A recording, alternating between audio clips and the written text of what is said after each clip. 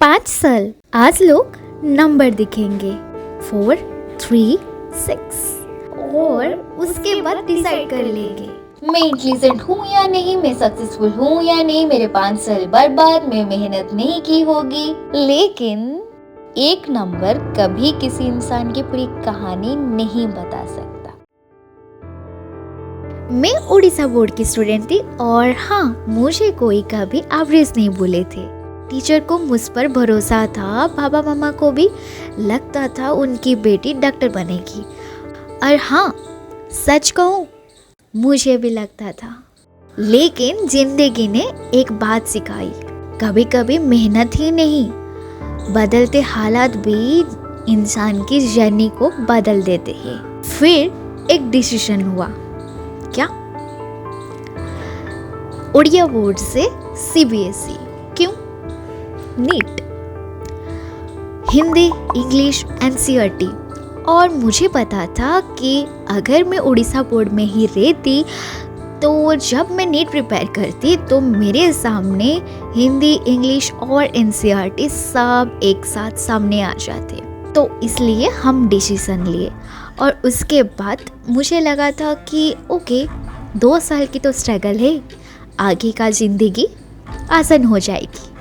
लेकिन मुझे नहीं पता था मैं सिर्फ बोर्ड नहीं बदल रही थी, मेरी दुनिया बदल रही थी।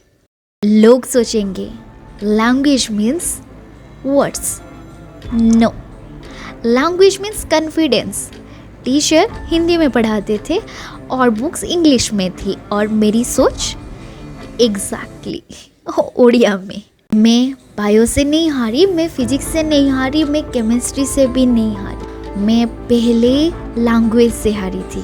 हर चैप्टर पढ़ने से पहले मुझे लैंग्वेज समझनी पड़ती थी और उसके बाद कॉन्सेप्ट। और जब तक मैं कॉन्सेप्ट पे पहुंचती तो क्लास अगले चैप्टर पे पहुंच चुकी होती थी। कोई भी एक दिन में एवरेज नहीं बनता, ये धीरे धीरे होता है।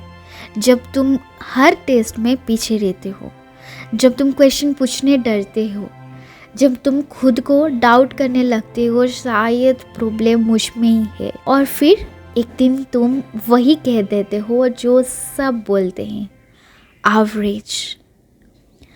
लेकिन मैं एक आज बात बोलना चाहती हूँ, ऐसा कोई टॉपर, एवरेज, बिलो एवरेज शायद एग्जिस्ट नहीं करता है, दुनिया के लोगों ने बनाए हैं। अगर कुछ एग्जिस्ट सच में करता है तो वो है आपको किस तरह से समझा जा रहा है और आप किस तरह से समझ रहे हो और कितना जल्दी, और उसके बाद कितना बार रिपीट करके पढ़ाई कर रहे हो, मतलब प्रैक्टिस। सबके लिए कोविड लॉकडाउन था और मेरे लिए confidence lockdown. Laptop, mobile, headphone, recorded lecture, network issues और सपना बफर करता रहा। ये वीडियो मैंने कभी अपलोड करने के लिए नहीं बनाई थी। ये वीडियो मैंने सरवाइव करने के लिए और याद दिलाने के लिए खुद को कि मैं सच में लड़ रही हूँ, मैं सच में कोशिश कर रही हूँ। मैं हर दिन रोती थी, मैं हर सुबह क्लास भी जाती थी, किसी को नहीं पता था। मैं आज भी टीचर्स की बहुत रिस्पेक्ट करती हूँ और मेरी लाइफ में बहुत अच्छे टीचर्स भी आए हैं। लेकिन आज मैं एक रिक्वेस्ट करना चाहती हूँ, सर, मैम, प्लीज़ जब एक एवरेज स्टूडेंट आपके पास आए ना, उसको सिर्फ बैड चांस के लिए मत बोलिएगा। उसको कंसेप्ट्स नहीं, शायद कॉन्फिडेंस समझने की ज़रूरत हो, इसीलिए मार्क्स नहीं वर्ड्स भी समझ कर दीजिए। एवरेज स्टूडेंट क्वेश्चन इसलिए नहीं पूछता कि उसको डाउट नहीं होता है, इसलिए नहीं पूछता है क्योंकि शायद सब हंसेंगे, शायद सब जज करेंगे, इसलिए भी। डॉक्टर बनना सिर्फ एग्जाम क्लियर करना नहीं होता। Books, forms, hostel, travel, coaching और फिर ड्रॉप, और फिर एक और ड्रॉप। मेरे पेरेंट्स ने सिर्फ पैसे इन्वेस्ट नहीं किए, उन्होंने अपनी उम्मीदें इन्वेस्ट की। और मुझे पता है हर पेरेंट्स करते हैं, इसीलिए हर स्टूडेंट का प्रेशर सिर्फ उसका प्रेशर नहीं होता है, पूरे घर का होता है। आज मैं किसी से लड़ने नहीं आई, मैं किसी कोचिंग को ब्लेम नहीं कर रही, मैं किसी टीचर को भी ब्लेम नहीं कर रही हूँ। मैं सिर्फ एक स्टूडेंट का डायरी पढ़कर सुना रही हूँ और उसकी डायरी में कुछ सवाल हैं। क्या एजुकेशन सिर्फ फर्स्ट लर्नर्स के लिए डिज़ाइन हुई है? क्या एवरेज स्टूडेंट को मेंटरशिप मिलती है? क्या लैंग्वेज बैरियर को इनफ इम्पोर्टेंस मिलती है? क्या कैरियर काउंसलिंग कंपलसरी होनी चाहिए स्कूल में? क्या हम मार्क्स से ज़्यादा लर्निंग को इम्पोर्टेंस दे सकते हैं?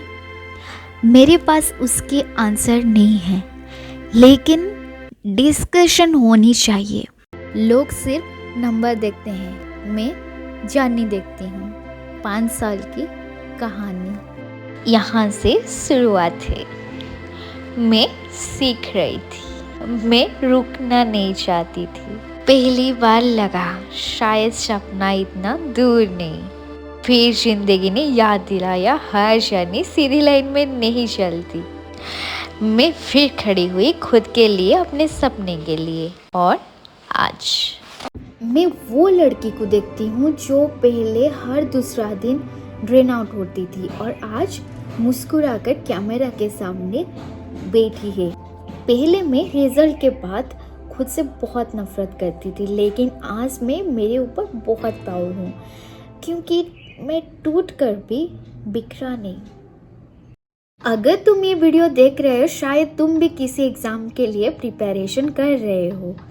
मैं तुमसे सिर्फ एक ही बात कहना चाहती हूँ, अपना 100% देना, सच में देना, इतना देना कि तुम्हें ये अफसोस ना रहे कि काश मैं और मेहनत की होती।